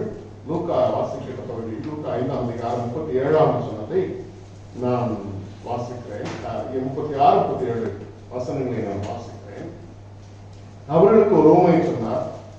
ஒருவனும் புதிய வஸ்திர துண்டை பழைய வஸ்திரத்தின் மேல் போட்டு இணைக்க மாட்டான். இணைத்தால் புதியது பழையதை கிழிக்கும். புதிய வஸ்திரத்துண்டு பழைய வஸ்திரத்துக்கு ஒவ்வாது. புதிய வஸ்திரத்துண்டு பழைய வஸ்திரத்துக்கு ஒவ்வாது. ஒருவனும் புது திராட்சை ரசத்தை பழந்துருத்திகளில் வார்த்து வைக்க மாட்டான். வார்த்து வைத்தால் புது ரசம் துருத்திகளை கிழித்து போடும். ரசமும் சிந்திப்போம், துருத்திகளும் கெட்டுப்போம் என்று சொல்லி வாசிக்கிறோம். 36ஆம் வசனத்தின் கடைசி பகுதி புதிய வஸ்திரத்துக்கு பழைய வஸ்திரத்துக்கு ஒவ்வாது என்று சொல்லி வாசிக்கிறோம். The old garment will not match the new one என்று சொல்லி ஆங்கிலத்தில் நாம் வாசிக்கிறோம். தமிழ்ல சரியாய் சொல்லப்பட்டிருக்கிறது ஒவ்வாது. ஒவ்வாதுன்னா அது அலர்ஜி அல்லதுன்னு சொல்லுவோம்ல, அந்த மாதிரி ஒரு வார்த்தை. ஒவ்வாது என்றால் அலர்ஜின்னு சொல்லியாரு. அப்போ பழசும் புதுசும் ஒண்ணுக்கு ஒண்ணு என்ன செய்யாது, முரண்பட்டது என்கிற ஒரு உண்மையை நாம் பார்க்கிறோம். ரெண்டுமே முரண்பட்டது, ஒண்ணுக்கு ஒண்ணு கான்ட்ரடிக்ட்ஸ் ஈச் அதர். அதனால ரெண்டும் ஒன்னா சேர்றது சாத்தியம் இல்லாத ஒரு காரியம் என்கிற ரொம்ப அழகான 2 உதாரணங்கள் மூலமா, 3 உதாரணங்கள் மூலமா, 3 உவமைகள் மூலமா ஒரு குறிப்பிட்ட ஒரு பகுதியில் அந்த ஒரு அழகான ஒரு மெசேஜை வைத்திருக்கிறார். நான் அதிக நேரம் அதிலே செலவழிக்க விரும்பல, அதை விளக்க விடல. அந்த வசனம் நாம் தொடர்ந்து தியானித்து வருகிற அருமையான பகுதிக்கு நமக்கு பிரயோஜனமா இருக்கிறதுனால அது எவ்வளவு கூட அந்த வசனத்தை நான் எடுத்துக்கொண்டேன். இந்த வருஷம் நமக்கு கர்த்தராகிய நான் பரிசுத்தராக இருக்கிறபடினாலே நீங்களும் இன்னைக்கேற்ற பரிசுத்தவான்களாக இருப்பீர்களாக என்று சொல்லி ஆண்டவர் கொடுத்த வாக்கு தத்துவத்தோடு இணைந்த ஒரு கட்டளையை நாம் இந்த வருஷத்திலே வாக்குத்தத்த வசனமாகவும் கட்டளையாகவும் நாம் பெற்றுக் கொண்டிருக்கிறோம். நீங்கள் என்னுடையவர்களாக இருக்கும்படிக்கு உங்களை மற்ற ஜனங்களை விட்டு பிரித்தெடுத்தேன் என்கிற ஒரு அருமையான சத்தியத்தை நாம் பார்க்கிறோம். வாக்குத்தத்தம் அதே நேரத்தில் ஒரு அருமையான கட்டளை என்பதாக நாம் செய்தியில சிந்தித்து வருகிறோம். சோ அத ஏன் அப்படின்னு சொல்லி நம்மை பரிசுத்தத்துக்கு அழைத்திருக்கிறார்னா ஒரே ஒரு காரணம் என்னது, அவர் பரிசுத்தம். Why God claims our holiness is only because he is holy. அவர் மாத்திரம்தான் அவர் பரிசுத்தமாக இருக்கிறதுனால அவருக்கு சொந்தமாய் தெரிஞ்செடுத்திருக்கிறார். எல்லாரையும் பரிசுத்தமாக இருக்கணும்னு கூப்பிட்டுருக்காரா? இப்ப கைலாசத்துல எத்தனை தமிழ் மக்கள் இருக்காங்க இல்ல? ஆனா உங்களை என்னை ஆண்டவர் இந்த ஆலயத்துல பரிசுத்தவான்களா இருக்கும்படியாக அவருக்கு சொந்தமாக பரிசுத்தவான்களா இருக்கும்படியாக என்பதை விட அவருக்கு சொந்தமாக இருக்கும்படியாக தெரிந்து கொண்டிருக்கிறதுனாலே நாம் பரிசுத்தமாக இருக்க வேண்டும் என்று சொல்லி ஆண்டவர் கூறுகிறார். அப்போ நம்ம எவ்வளவு விசேஷமானவர்கள் என்பதை இந்த வசனத்தை வாசிக்கும் போது என்ன செய்யணும், நாம புரிந்து கொள்கிறோம். சோ அப்போ பரிசுத்தத்திற்கு எதிராக நாம் கடந்து வருவதற்கு நிறைய நேரங்களில் நமக்கு ஆண்டவருக்கு ஒரு இடைவெளி இருக்கிறதாக நாம் 2 வாரங்களுக்கு முன்பாக சிந்தித்தோம். there is a distance between God and me. So அதனால அந்த இடைவெளியை நம்ம என்ன செய்யணும், குறைத்து போட்டு ஆண்டவரோடு கூட அனுதினம் நெருங்குகிற ஒரு அனுபவத்தில் கடந்து வரும் பொழுது, அவரிடத்தில் வரும் பொழுது அவர் மாத்திரம்தான் நம்மை பரிசுத்தப்படுத்த முடியும். நம்முடைய நீதியோ நம்முடைய நல்ல காரியங்களோ நம்ம ஒரு நாள் என்ன செய்யாது, நம்முடைய பாவங்களை கழுவி நம்மை சுத்திகரிக்காது. நம்ம நல்லவர்கள் என்பதனால நம்ம பரிசுத்தவான்கள் என்று சொல்லி கூறவும் முடியாது. அவர் மாத்திரம் நமக்கு நம்மை பரிசுத்தப்படுத்த முடியும் என்கிற உண்மையை அறிந்திருக்கிறதுனால அவரிடத்துல நாம் நெருங்கி சேர அழைக்கப்பட்டோம். ஆனா பாவத்தை எந்த அளவுக்கு தூர வைத்திருக்கிறோமோ அந்த அளவுக்கு தான் நம்ம ஆண்டவரோடு கூட நெருங்கி சேர முடியும் என்று சொல்லி முதல் நாளிலே சிந்தித்தோம். அடுத்ததாக வந்த பின்பாக, ஆண்டவருடைய சன்னிதானத்தில் வந்த பின்பாக பரிசுத்தம் அடைவதற்கு நான் என்னெல்லாம் செய்யணும் அப்படிங்கறத கடந்த நாட்களில் நான் என்ன செய்தோம், சிந்திச்சோம். பாவம் இதெல்லாம் கிறிஸ்தவ ஜீவியத்துல நாம் கேட்டு வருகிற ஒரு பேசிக்கான டீச்சிங்ஸ், ஒரு பேசிக்கான சத்தியம், ஒரு அடிப்படையான சத்தியம். அதனால மறுபடியும் ஏன் அதை கொண்டு வர்றாருன்னா, அந்த ஏன் ஆண்டவர் இந்த செய்தியை இந்த வருஷத்துல நமக்கு கொடுத்திருக்கிறாருன்னா, எங்கேயோ நாம் பரிசுத்தத்துல என்ன சொல்லிருக்கிறோம், குறைபட்டிருக்கிறதுனால சில நேரங்களில் ஆண்டவர் அப்படிப்பட்ட செய்திகளை கொண்டு வருகிறார். நேற்று தினத்துல இன்னொரு இடத்துக்கு செய்தி கொடுப்பதற்காக சில அருமையான சகோதரனோடு கூட பேசிக் கொண்டிருந்த பொழுது, நான் ஒரு பர்டிகுலர் காரணத்துக்காக சில ஆலயங்களுக்கு செல்கிறீங்கன்னா பர்டிகுலர் காரியங்க கடவுள் உங்களை அழைத்து செல்கிறார். அப்போ வசனங்கள் ஒரு செய்தி ஒரு ஆலயத்துக்கு உங்களை அழைத்து செல்லும் பொழுது ஒரு செய்தியோடு கூட உங்களை அனுப்புகிறார் சொல்லி நான் கற்றுக் கொடுத்தேன். காலையில சிஎன்ஐ திருச்சினுடைய போதகர்கள் ஜேபி ஆசிர்வாதமையாவை சந்தித்து விட்டு நான் வந்து எனக்கு கீழே வந்திருந்தாங்க. அவர் ரிட்டையர்ட் ஆனாலும் ஏதோ ஒரு குறிப்பிட்ட ஒரு ஆராதனைக்காக வந்திருக்கிறார்கள். அவங்களோடு கூட பேசிக் கொண்டிருக்கும் பொழுதும் அவங்களும் சொன்ன ஒரு காரியம், God has brought me with a message. கடவுள் ஒரு செய்தியோடு கூட என்ன அழைத்து வந்திருக்கிறார் ஆஃப்டர் மை ரிட்டையர்மெண்ட் அப்படின்னு சொல்லி சொன்னார்கள். அப்போ ஆண்டவர் இந்த வருஷத்துல நமக்கு இந்த செய்தியை கொடுத்திருக்கிறார்னா அதுக்கு நோக்கம் எங்கேயோ பரிசுத்தத்துல நாம் என்ன சொல்லிருக்கிறோம், குறைவுள்ளவர்களா இருக்கிறோம். அதனால சில நேரங்கள் பேசிக் டீச்சிங்ஸ் ஆவியானவர் நமக்கு என்ன செய்திருக்கிறார், கொடுக்கிறார். பவுலடியார் கூட திருச்சபைகள் எழுந்து சொல்கிறார், நான் உங்களை மெச்சூர்டு கிறிஸ்டியன்ஸ் நான் நினைச்சேன், வளர்ந்தவர்களை நினைச்சேன், ஆனா மறுபடியும் உங்களுக்கு பாலை கொடுக்க வேண்டி இருக்கிறது அப்படின்னு சொல்லிட்டு அருமையாய் பவுலடியார் சொல்லியிருக்கிறார். உங்களுக்காக நான் மறுபடியும் பிரசவ வேதனை பட வேண்டி இருக்கிறது சொல்றாரு. அப்படின்னு என்ன அர்த்தம், நான் மறுபடியும் உங்களுக்கு ஆரம்பத்துல இருந்து கிறிஸ்தவ உபதேசங்களை சொல்ல வேண்டி இருக்கிறது, சுவிசேஷத்தை சொல்ல வேண்டி இருக்கிறது அப்படின்னு சொல்றாரு. This is gospel, அவ்வளவுதான். இது ஒரு சுவிசேஷ செய்தி. அவருக்கு வந்து என்ன செய்யறோம், பாவ அறிக்கை செய்து பாவ மன்னிப்பை பெற்றுக்கொண்டு பாவ மன்னிப்பு நிச்சயத்தை பெற்றுக் கொள்வது ஒவ்வொரு கிறிஸ்தவருடைய கடமை என்பதை குறித்து நாம் செய்தோம். அப்ப பாவ மன்னிப்பு நிச்சயத்தை பெற்றுக் கொள்வதற்கு வெறும் பாவ அறிக்கை செய்தால் மட்டும் போதாது, பாவங்களை மற்றவர்கள் செய்த குற்றங்களை மன்னிக்கவும் பழக வேண்டும் என்று சொல்லி நாம் என்ன செய்தோம் மாத்திரமல்ல, நாம் மன்னிக்கப்பட்டவர்கள் ஒவ்வொரு அந்த மன்னிப்பிற்கு பாத்திரவான்களா நீங்களும் நானும் நடந்து கொள்ள வேண்டும் என்று சொல்லி நாம் செய்திகளை கேட்டோம். இன்னைக்கு என்னன்னா, இன்னைக்கு ஆண்டவர் அருமையாய் கற்றுக் கொடுக்கிற ஒரு விஷயம் என்னன்னு சொல்லி பாத்தீங்கன்னா, நமக்குள்ளாக மாற்றம் ஏற்படும். எதுக்கு? There should be transformation to become new. நாம புதிதாக்கப்பட்ட அனுபவத்துல கடந்து வரணும். Becoming new is so important in our whole life. நம்முடைய பரிசுத்தமான வாழ்க்கையை நம்ம எங்க கண்டுபிடிக்கலன்னா, நாம புதுசா மாறி இருக்கிறோமா, புதுதாக ஆக்கப்பட்டிருக்கிறோமா அப்படிங்கிற ஒரு விஷயத்தை நீங்களும் நானும் நம்முடைய ஆவிக்குரிய ஜீவியத்தை நம்ம சற்று ஆராய்ந்து பார்க்கும்போது நினைச்சிடும். நிறைய நேரங்கள்ல நமக்குள்ள பழைய விஷயங்கள் இருக்கு. அதனால இன்னும் புதிதாக்கப்பட வேண்டிய நம்முடைய வாழ்வின் பகுதிகள் என்ன செய்கிறது, இருக்கத்தான் செய்கிறது. சரி, எதுக்கு புதிதாக்கப்படணும்? Why should I become new? Why should I should not have I should not have the old thing, at least a thing which I like. எனக்கு பிடிச்சமான ஒரு பழைய காரியத்தை ஏன் நான் வச்சிருக்க கூடாது அப்படிங்கிற பல கேள்விகள் நமக்குள்ள ஆகலாம். சரி, இப்ப நான் ஏன் புதிதாக்கப்படணும் அப்படின்னு சொல்லி பார்த்தீங்கன்னா ரொம்ப முக்கியமான இந்த ஸ்டேட்மெண்ட் நான் கொடுத்திருக்கிறேன். We should be transformed for the transfiguration என்று சொல்லி நான் ஒரு சின்ன ஸ்டேட்மெண்ட் கொடுத்திருக்கிறேன். சொல்லி பார்த்தீங்கன்னா நான் ஏன் புதிதாக்கப்படணும் மாற்றப்படணும் அப்படின்னு சொல்லி பார்த்தீங்கன்னா நான் ஏன் மாற்றப்படணும்னா மறுரூப அனுபவத்திற்கு முன்னடையாளமாக நான் என்ன செய்யணும், புதிதாகணும். என்னுடைய வாழ்க்கையை புதிதாகுவதற்கு என்னை நான் மாற்றிக்கொள்ளவில்லை என்றால் நாம் மறுரூபமாக்கப்பட முடியாது. கொரிந்தியர் புத்தகம் 15ஆம் அதிகாரம் 51, 52 வசனங்களை நீங்க வாசித்து பார்த்தீங்கன்னா ஆண்டவர் வரும்பொழுது என்ன செய்ய போறோமா, அவர் நம்ம எடுத்துக்கொள்ளும் பொழுது நாம இப்ப இருக்கிற ரூபம் இருக்கிறது. ரூபம் என்றால் நம்முடைய சாயல் இல்ல, நம்முடைய பிகர். ஆங்கிலத்தில் வார்த்தை பயன்படும் transfiguring. It is not transforming. Unless we are transformed, we are not eligible for the transfiguration. ரெண்டுக்குள்ள வித்தியாசம் பாருங்க. நாம் புதிதாக்கப்படுவதற்கு நாம் மாற்றப்படவில்லை என்றால் மறுரூபமாக்கப்படுவதற்கு நமக்கு தகுதி இல்லைன்னு சொல்லியாரு. அப்ப இயேசுவினுடைய வருகை அதிசீக்கிரமாக இருக்கிறது. அதுக்குள்ளாக எதெல்லாம் பழசு இருக்கோ எல்லாத்தையும் களைந்து போட்டுவிட்டு புதிதாய் மறுரூபம் அடைவதற்கு நாம் புதிதாய் நம்ம என்ன செய்யணும், மாற்றிக்கொள்ள வேண்டும், நம்மை புதிதாக்கிக் கொள்ள வேண்டும். சரிங்களா?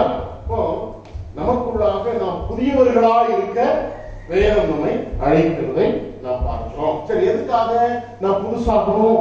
இல்ல, புதிதானால்தான் நம்முடைய வாழ்க்கையில நாம் பரிசுத்தத்தின் மேல் பரிசுத்தம் அடைகிறோம் என்பதை புரிந்து கொள்கிறோம் என்பதை அருமையாக வேதம் நமக்கு கற்றுக் கொடுக்கிறதை பார்க்கிறோம். சரி, எதுக்கு புதுசாகணும் அப்படின்னு சொல்லி பார்த்தீங்கன்னா God is preparing some new things in our life. நம்முடைய வாழ்க்கைக்கு எதிர்காலத்துல புதிதான ஒரு காரியத்தை ஆண்டவர் என்ன செய்திருக்கிறார், ஆயத்தம் பண்ணி கொண்டிருக்கிறார். ஆண்டவர் அழகா சொல்றார், நான் சகலத்தை என்ன செய்கிறேன், புதிதாக்குகிறேன். இல்ல, நிறைய பழைய விஷயங்கள் இருக்கிறது, பாவத்தினால் பழமையடைந்த விஷயங்கள் இருக்குது, இன்க்ளூடிங் heaven and earth. அதனால ஆண்டவர் சொல்றாரு, I am making everything new, including heaven and earth. I am going to make a new heaven and new earth. இல்லையா? புதிய வானத்தையும் புதிய பூமியை நான் செய்யற உண்டாக்குறையே இந்த மனுஷ பாவத்தினால எல்லாமே கரப்ட் ஆயிடுச்சு, எல்லாமே என்ன செய்திருக்கிறது, அசுத்தமாயிடுச்சு, பரிசுத்தத்தை இழந்துச்சு. அதனால நான் மனுஷனை ரட்சித்த பின்பாக அவன் வாழ்வதற்கு நல்லா கவனிச்சு பாருங்க. அழகா வேத வசனம் நமக்கு கோர்வையாய் அழகாய் கொடுக்கப்பட்டிருக்கிறது. யோசிச்சு பாருங்க. அந்த முதல்ல you think about the first creation, முதல் படைப்பை நீங்க யோசித்து பாருங்க. எப்படி படைச்சா? முதல்ல எல்லாத்தையும் அழகா நேர்த்தியா நல்லதுன்னு சொல்லி ஒவ்வொன்றையா பார்த்து, நல்லதுன்ற வார்த்தையோட நல்லதுன்ற வார்த்தை ஒரிஜினல் வேர்ஷன்ல போனீங்கன்னா it means perfection. God created everything. God saw everything was perfect. அதான் சரியான வார்த்தை, நல்லதுன்றது. Everything was good என்ற வார்த்தைக்கு ஒரிஜினல் வேர்ஷன்ல பாத்தீங்கன்னா everything was perfect in the sight of God. வானத்தை படைச்சா பார்த்தா நல்லது, நல்லது கேட்டாங்க. அப்படி நல்லதுனால பரிபூர்ணமானது, பெர்ஃபெக்ட்டா இருந்துச்சு அப்படின்னு என்ன செய்யறாங்க, பார்த்தாருன்னு சொல்லி வசனம் சொல்றாங்க. அப்ப ஒளியை படைத்தா பார்த்தா ஒவ்வொன்றையும் படைத்து படைத்து படைத்து ஒரு செக் பண்றாரு. செக் பண்ணும்போது பார்க்கிறாரு நத்திங் வாஸ் இம்பர்ஃபெக்ட். எதுவுமே என்ன செய்யல, குறைவுபடாது, எல்லாமே நேர்த்தியா அழகா குறைவில்லாதபடி எல்லாத்தையும் என்ன செய்யற படைச்சிட்டு மனுஷனுக்கு எல்லாம் என்னென்ன அடிப்படை தேவை இருக்கும் இன்னைக்கு வர, இன்னும் மறுக்கால வர, நம்ம சந்ததிக்கு அப்புறம் வரக்கூடிய சந்ததிகள் வர அவங்களுக்கு என்னெல்லாம் தேவை இருக்கிறது, உணவுல இருந்து, வசிக்க இடத்துல இருந்து, சுவாசிக்க காற்றுல இருந்து எல்லாத்தையும் ஆண்டவர் அழகா உருவாக்கி வச்சுதான் கடைசி அழகா மனுஷன் உருவாக்கி. சரி, இப்ப மனுஷன் பாவம் செஞ்சதுக்கு அப்புறம் அவர் சொல்ற, நான் புதிய வானத்தையும் புதிய பூமியை செய்வேன், படைக்க போறேன்னு சொல்றார். ஏன்? யாருக்காக? யாருக்காக இந்த புதிய வானம் புதிய பூமி? யாருக்காக இந்த புதிய நகரம்? யாருக்காக எல்லாத்தையும் ஆண்டவர் புதுமையாக்க விரும்புகிறார்? யாருக்காக சொல்லி பாத்தீங்கன்னா ஏசாயா வாசிக்கட்டல இந்த வருஷம் வாக்குத்தத்த வசனத்துல, எனக்கு சொந்தமா இருக்கும்படி மற்ற ஜனத்திலிருந்து உங்களை நான் என்ன செய்திருக்கிறேன், பிரித்தெடுத்திருக்கிறேன். அப்படின்னா this is for the set of people, that is you and me. உங்களுக்காக எனக்காக வெளிப்படுத்தின விசேஷத்தை எழுதி சொல்றார். நான் எல்லாத்தையும் புதுமையாக்க போறேன், புதிய வானத்தையும் புதிய பூமியை நான் படைக்க போறேன். யாருக்காக? எல்லாருக்காக அல்ல, எனக்கு சொந்தமாக இருக்கும்படி நான் தெரிந்து கொண்டிருக்கிறேன் அவங்களுக்காக. அப்போ இந்த வசனத்தை கொஞ்சம் ஒப்பிட்டு பாருங்க. லூக்கா 5ஆம் அதிகாரம் 36 வசனத்துல நமக்குள்ள புதுமையாகாதபடி புதிதாகாதபடி பழையவர்களோடு கூட இந்த புதிய வானத்திலும் புதிய பூமியிலும் பிரவேசித்தா என்ன ஆகும்? ஒத்தே வராது, அது ஒவ்வாது. அப்படிதானே? மேலும் சரிதானே இல்லையா? பழையவைகள் என்ற காணப்பட்டு பழையவர்களோடு கூட with my all old things I will not be eligible to enter into the new heaven, new earth which is going to be created by God. அப்ப எனக்குள்ள இருக்கக்கூடிய பழையவைகள் அவைகள் எல்லாம் என்ன செய்யணும்? புதிதாக்கப்படணும். When God comes again into the world for the second time as a church, we should not find any old things in our life. என் வாழ்க்கையில எந்த பழமையும் காணப்படக்கூடாது. அப்போ அதுக்கு ஆயத்தம் தான் இந்த திருச்சபையில நீங்களும் நானும் அதுக்கு ஆயத்தப்படுறீங்களா? எப்படிதான்?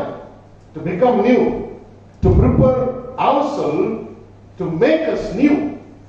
நம்மை புதிதாக்குவதற்கு நம்மை ஆயத்தப்படுத்துகிறதுக்காக திருச்சபையில உங்களை என்னையும் தெரிந்தெடுத்திருக்கிறார். அதையும் பாருங்க, பிரிச்சு எடுத்திருக்கிறார். சும்மா எடுக்கல. சும்மா நீங்க எல்லாம் கிறிஸ்தவர்களா இல்ல, சும்மா கிறிஸ்தவ ஜீவியத்துல வரல, சும்மா அந்த ஆலயத்துல அங்கத்தினரா இல்ல. எதுக்காக?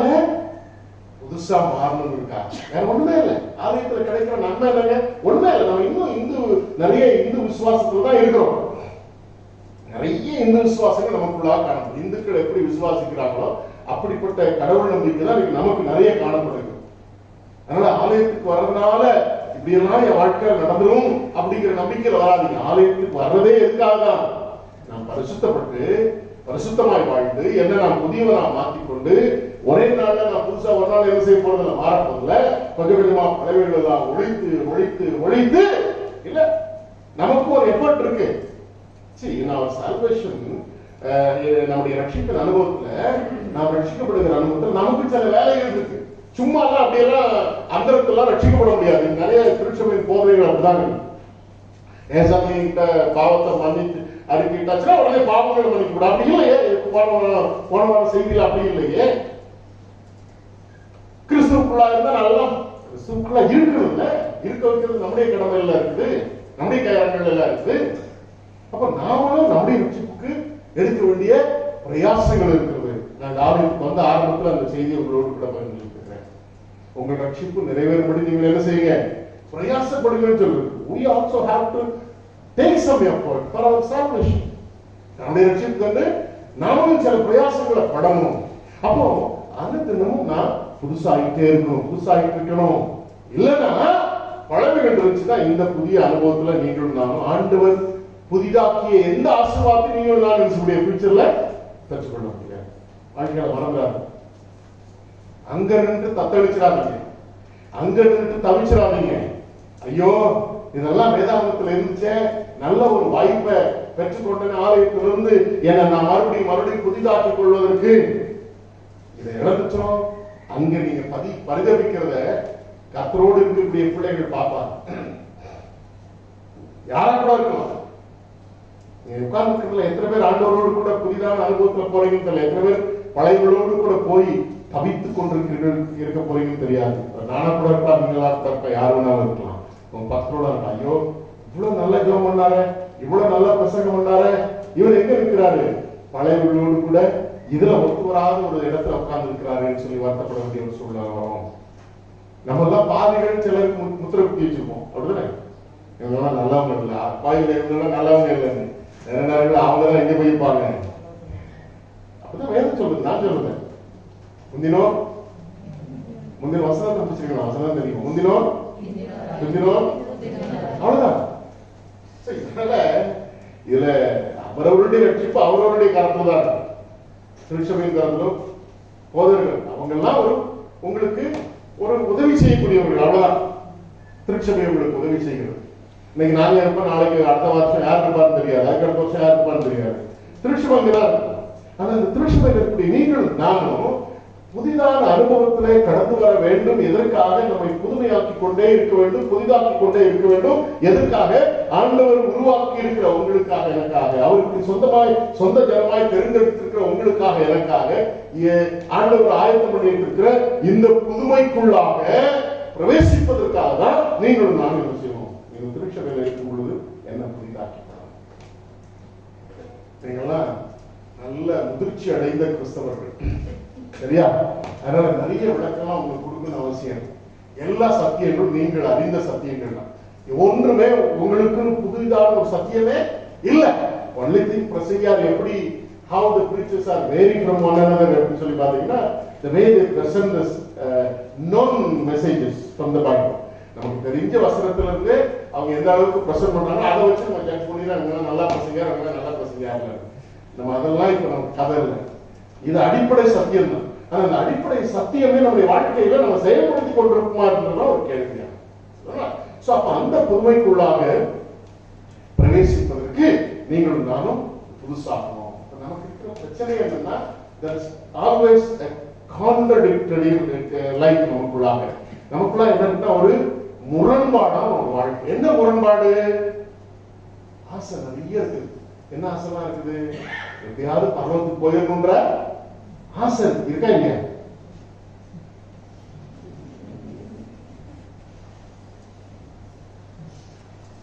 மூச்சு போக எனர்ஜியை கொடுத்து பேசுறதெல்லாம் வேஸ்ட் ஆயிடுச்சு போறீங்க. சோ பரலோகத்துக்கு போகணுன்ற ஒரு ஆசையோட தான் வந்திருக்கீங்க. அது ஒருவேளை நம்ம நினைச்சிட்டு வராட்டும் நமக்குள்ளாக இருக்கக்கூடிய ஒரு எண்ணமே அதான். எப்படியாவது எங்க போயிடணும், எப்படியாவது பரலோகத்துக்கு. அதுக்காக பரலோகத்துக்கு போனதுக்காக நிறைய பேர் சர்ச்சை விட்டு சர்ச்சை போயிட்டு இருக்காங்க. எப்படி போறோம்னு தெரியல. காலையில ஐயரோடு கூட இன்னொருத்த மாட்டினார். உங்களுக்கு தெரிஞ்ச ஆளுதான். ஐயர் முன்னாலே கேட்டார். ஐயர் அவர் என்ன பார்த்த உடனே முதல்ல கண்ணு தெரியாத மாதிரி நினைச்சாரு. யாரு வரா முகம் அப்கோர்ஸ் நான் மாஸ்க் போட்டதுனால அடையாளம் தெரியாம போச்சு உங்களுங்களா அப்படின்னு. பரலோகத்துக்கு வந்துடுறீங்களா அப்படின்னு கேட்டேன். உங்க சர்ச்சுக்கு வந்து போனோம் சரியா? அவங்க ஐயர் முன்னாலே சொன்னேன், சென்ட் பீட்டர்ஸ் மெத்தடிஸ்ட் சர்ச்சுக்கு நீங்க திரும்பி வரலன்னா உங்களுக்கு பரலோகம் கிடையாது அப்படின்னு. ஐயர் முன்னாலே, ஜேபி ஐயா முன்னாலே சொன்னேன். அவர் குளிக்கிறார் பாவம். he knows the story. அதெல்லாம் ஒன்றும் சொல்லல சரியா? ஸோ அதனால சர்ச்சு விட்டு சர்ச்சு போறதுனாலயோ ஊழியக்காரன் விட்டு ஊழிய தாரதுனாலயோ ஒரு நாள் பரலோகத்துக்கு போறதில்ல. என்ன செய்யணும்? நமக்குள்ளாக ஆசை இருக்குது பரலோகத்துக்கு போகணும்னு. ஆனா உலகத்தை நம்மளால விட முடியல. அப்ப நமக்குள்ள என்னெல்லாம் காணப்படுகிறது? பரிசுத்தமா வாழணுன்ற ஆசை இருக்குது, உலக ஆசை இருக்குது, சிற்றின்ப ஆசைகளும் இருக்குது, பரலோகத்துக்கு போற ஆசை இருக்கு. இதான் கிறிஸ்தவம். இன்னைக்கு கிறிஸ்தவர்கள் சரியா? சரி, இப்ப இந்த முரண்பாடு நமக்குள்ள என்ன செய்யணும்? மாறும். ஒண்ணு அனலா இருக்கணும், இல்லைன்னா என்ன செய்யணும்? குளிரா இருக்கும். ஒண்ணு பழசா இருக்கணும், இல்லைன்னா என்ன செய்யணும்? புதுசா இருக்கும். புதிதாக வேண்டும் என்ற ஆசையோடு கூட நம்ம செய்யற பாவங்கள் எல்லாம் அறிக்கையிட்டு எப்படியாவது பரிசுத்தமா வாழணும் முயற்சிக்கிற வாழ்க்கையில நிறைய பழச விடாமலே இருக்கிறோம். அதுதான் கிறிஸ்தவர்களுக்குள்ள இன்னைக்கு இருக்கிற கிறிஸ்தவர்களுக்குள்ள பிரச்சனை. நமக்கு ஆசை இருக்குது, பரிசுத்தமா வாழணும் ஆசை இருக்குது. ஆனா அந்த ஆசையோடு கூட என்ன இருக்குது?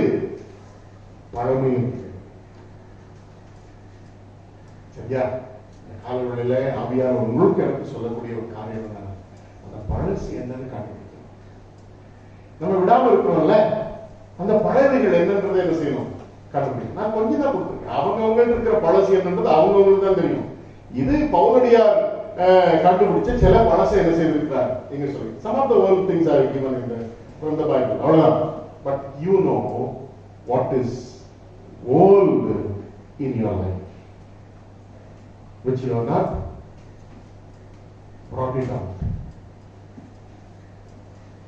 பழச வெளியே கொண்டு வந்து அந்த இடத்தை புதுசாக்காமலே எந்த இடமா இருக்கின்றது உங்களுக்கு மட்டும் தெரியும். இதையே கொஞ்சம் அதிகமா நேரம் எடுத்து நான் விளக்கம் வச்சு நமக்கு நேரம் இல்லை. சரியா? பழையவர்கள் அவைகளை ஒழித்து போட வேண்டியது ஆண்டோடைய கருத்துல இருக்குல்ல, இல்ல உங்க கருத்துல. You got the freedom. You got the freedom. உங்களுக்கு எனக்கும் சுயசித்தம் என்று சொல்லி இருக்கிறது. அந்த சுயசித்தத்தினால என்னதான் பழசுன்றதை கண்டுபிடிச்சு அதை கழித்து போடணும்னு சொல்லி வசனம் சொல்லுது, அழித்து போடணும்னு சொல்லி வசனம் சொல்லுது. அதுக்கு நிறைய வார்த்தைகள் பயன்படுது. There are many terms used in the Bible by Saint Paul. சரியா? நிறைய வார்த்தைகளை பயன்படுத்துறாரு. அதை அடக்கம் பண்ணுங்க, அதை அழிச்சிருங்க, அதை ஒழிச்சிருங்க. இந்த வேலையை ஆவியானவர் தான் செய்ய போறதில்லை, கடவுள் செய்ய போறதில்லை, இயேசுவானவர் செய்ய போறது. இந்த வேலையை யார் தான் செய்யணும்? நீங்களும் நான் தான் செய்யணும். பழசை கழிச்சு போடுறது நீங்களும் தான் தான் செய்யணும். நீங்களும் நானும் புதுமையாவதற்கு போகி பண்டிகை கொண்டாடி ஆகணும். புரியவில்லையா? போகினா என்ன தெரியுமா? இல்லையா? பழசெல்லாம் என்ன செய்யணும்? கழிச்சு போட்டு அடக்கம் பண்ணிடணும். நம்ம வாழ்க்கையில அடக்காரம் என்ன செய்யணும்? இந்த மாம்சம் மண்ணுக்கு போறதுக்கு முன்னால ஒரு அடக்காரம் நடந்தாகும். என்ன அடக்காரம்? பழசெல்லாம் அடக்கம் பண்ற ஆராதனை. அதான் சொல்றேன், நான் சொல்றேன். ரோமர் 6 4 வசனம் தெரிஞ்ச வசனம். பழச அடக்கம் பண்ணாம நான் புதுசா மாறி நான் புதிய பூமிகள் எல்லாம் போய் வந்து கனவு காணாது. தயவுசெய்து சரியா? பழையவர்கள் ஒளிந்து போகாத வரை நான் இன்னும் புதிதாகலன்னு அர்த்தம். பழையவர்கள் ஒளிந்து போகாத வரை இன்னும் நான் புதிதாகல அப்படின்னு சொல்லி அர்த்தம். சரி, அப்ப அந்த புதுசுனா என்னதுங்க? I know what are the old things in my life. வேதத்திலையும் சொல்லியிருக்கு, எனக்கு தனிப்பட்ட விதத்துல தெரியும், எனக்கு தெரியும். ஆனா புதுசு என்னதுங்க? அது என்ன புதிய மனுஷன், அது என்ன புதிய வாழ்க்கை? செயல்ல நீதியும் வாழ்வில பரிசுத்தம். அதான் வசனம் சொல்லுது, நான் சொல்லல, எபேசியர் 2 அது எப்படிப்பட்ட நீதி, எப்படிப்பட்ட பரிசுத்தம்ன்றதா இன்னைக்கு கிறிஸ்தவர்களிடத்துல கேட்கப்பட வேண்டிய ஒரு கேள்வி. அதுக்குதான் வார்த்தையை ரொம்ப அழகா பயன்படுத்துகிறார் பவுலடியார். என்ன வார்த்தை? மெய்யான நீதியிலும் மெய்யான பரிசுத்தம். அப்படின்னா என்ன அர்த்தம்? பொய்யான நீதியும் இருக்குது, பொய்யான பரிசுத்த அனுபவமும் கிறிஸ்தவத்துக்குள்ள இருக்குன்னு அர்த்தம். அதுதான், வேற ஒண்ணும் இல்லை. பொய்யான பரிசுத்தமும் பொய்யான நீதி. போன வாரம் 3 கல்யாணம், 3 எனக்கு நான் நேசிக்கக்கூடிய பிள்ளைகளுக்கு கல்யாணம் நடந்துச்சு. வீட்டுக்கு வந்து கார்டு கொடுத்து நீங்க வரலன்னா அடுத்த நாள் நாங்க பொண்ணு மாப்பிள்ளையா வீட்டுக்கு வந்துடுவோம்னு மிரட்டி போயிட்டாங்க. அதனால போக வேண்டியதாச்சு. சரியா? அந்த அளவுக்கு உரிமையோடு கூட நேசிக்கக்கூடிய அருமையான குழந்தைகள். ஒரு கல்யாணம், ரொம்ப பாப்புலரான கல்யாணம்.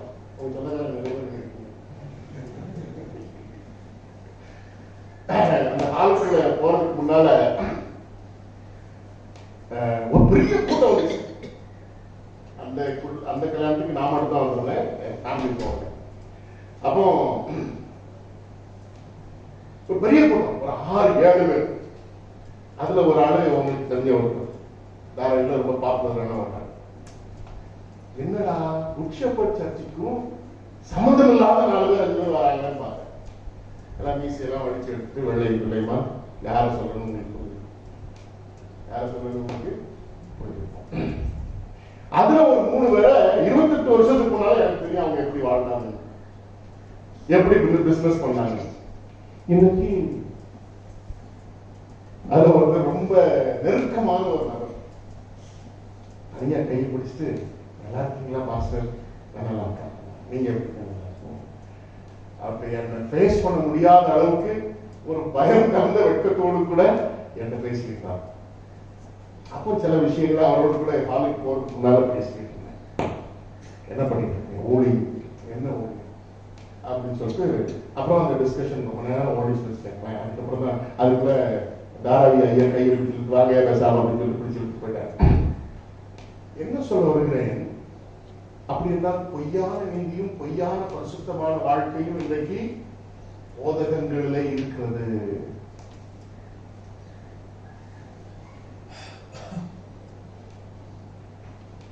என்ன அர்த்தம்? There is true righteousness and there is true holiness.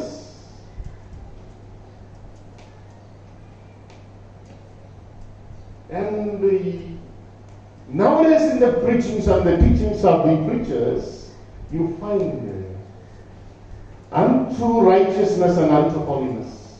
That means that is not at all holiness, that is not at all righteousness.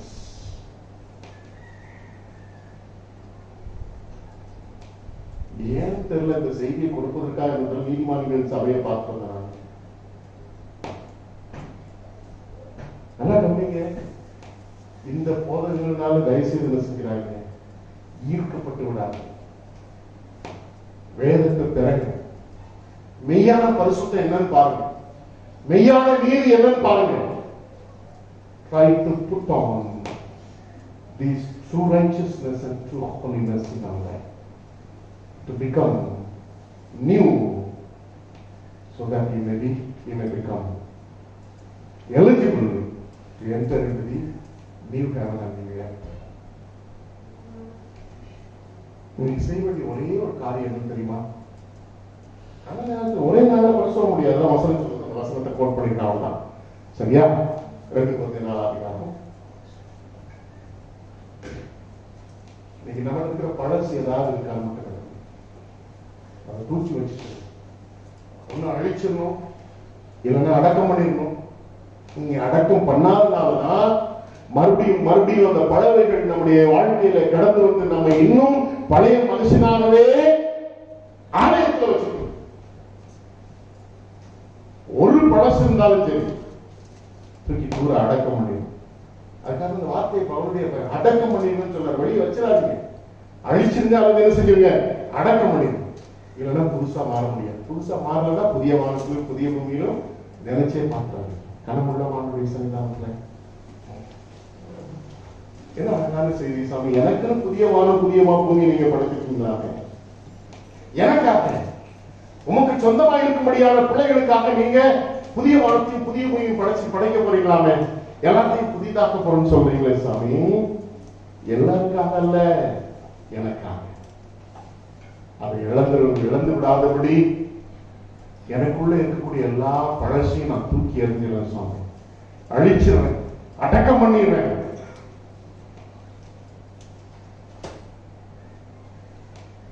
Let me bury the whole thing in my life. பரலோகத்துக்கு போகும்போது பழசு ஒண்ணுமே காணப்படக்கூடாது, எல்லாத்தையும் நான் தூக்கி எறிஞ்சிடுறேன் சாமி.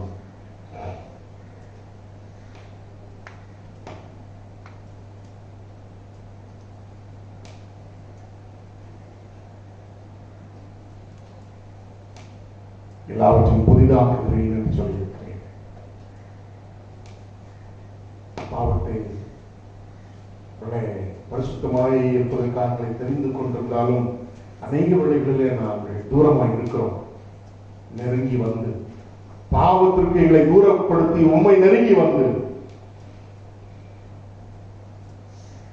பாவ அறிக்கை செய்து பாவ மன்னிப்பு நிச்சயத்தை பெற்றுக்கொண்ட பின்பாக பழையவைகளை களைந்து அழித்து அடக்கம் பண்ணப்படுகிற அனுபவத்திலே கடந்து வந்து புதிய மனுஷனாக மெய்யான தேவனுடைய சாயலிலே சிருஷ்டிக்கப்பட்டிருக்கிற புதிய மனுஷனாகிய மெய்யான பரிசுத்தத்திலும் மெய்யான நீதியிலும் படைக்கப்பட்டிருக்கிற அந்த மனிதனை தரித்துக் கொண்டு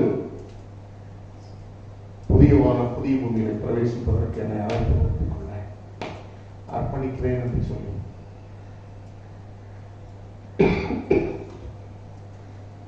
அர்ப்பணித்த பிள்ளைகளை இயேசு கிறிஸ்துவின் நாமத்தில் 167ஆம் கீர்த்தனை 167ஆம் கீர்த்தனை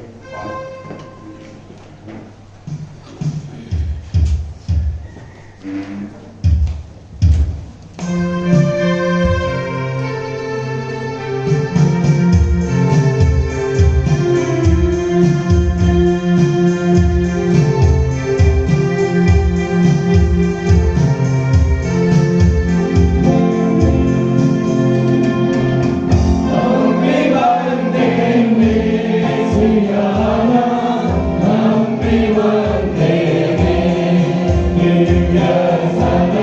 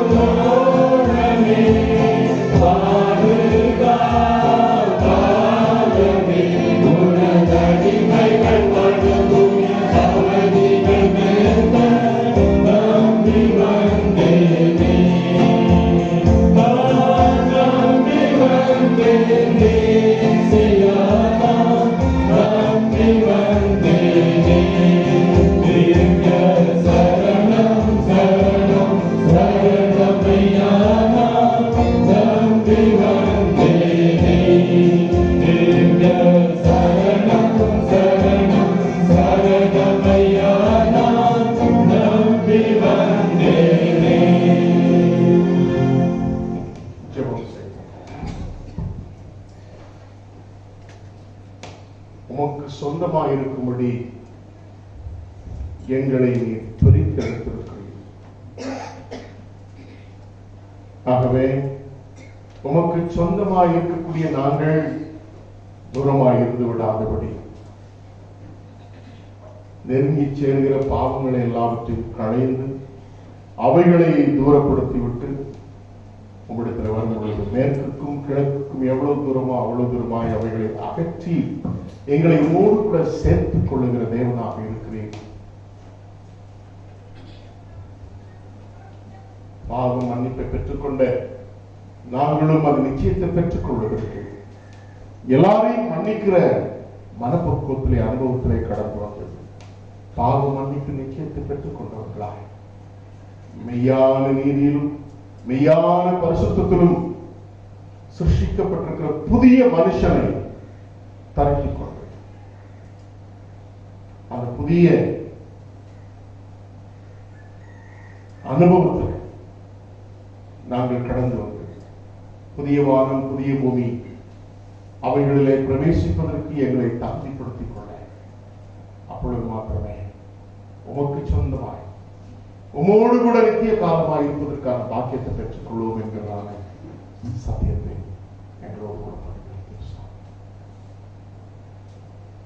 இனி எங்களை காண்கிறவர்கள் எங்களிலே புதியவைகளை காண எங்களை புதியவர்களாய் காண அர்ப்பணித்த பிள்ளைகளை நிராசம் பிள்ளைகள் கொடுத்திருக்கிற காணிக்கைகளை நிராசம் உழைப்பை கனமனும் உழைப்பிற்கு ஏற்ற பலனை ஒவ்வொருடைய உழைப்பிலும் கர்த்தர் கொடுக்கும்படியாக உம்முடைய கரத்திலே நன்றி நிறைந்த இருதயத்தோடு உம்மை கனப்படுத்தும்படியாக தங்களை பொருட்களால் காணிக்கைகளினால் செலுத்திருக்கிற துதி கனம் மகிமை எல்லாவற்றையும் நீர் அங்கீகரித்து ஆசீர்வதித்து அதை அவரவருடைய வாழ்க்கையில நீர் பெருக பண்ணி கொடுக்கும்படியாக உம்முடைய கரத்திலே பெற்றுக் கொண்டதை காணிக்கைகளோடு எங்களையும் உம்முடைய கரத்திலே தாழ்த்து கொடுக்கிறோம். அங்கீகரித்து ஆசீர்வதி தேவ சமாதானத்தோடு எங்களுடைய உள்ளங்களையும் எங்களுடைய எல்லங்களையும் பாதுகாத்துக் கொள்ளும்.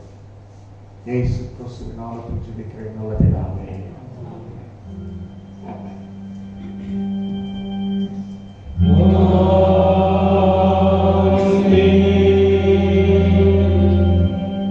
நம்முடைய கர்த்தராகிய இயேசு கிறிஸ்துவின் கிருபையும் பிதாவாகிய தேவனுடைய அன்பும் பரிசுத்த ஆவியானவருடைய ஐக்கியமும் காவலும் சந்தோஷமும் சமாதானமும் என்னென்றைக்கும் உங்கள் அனைவரோடும் இருந்து வழி நடத்துவதாக.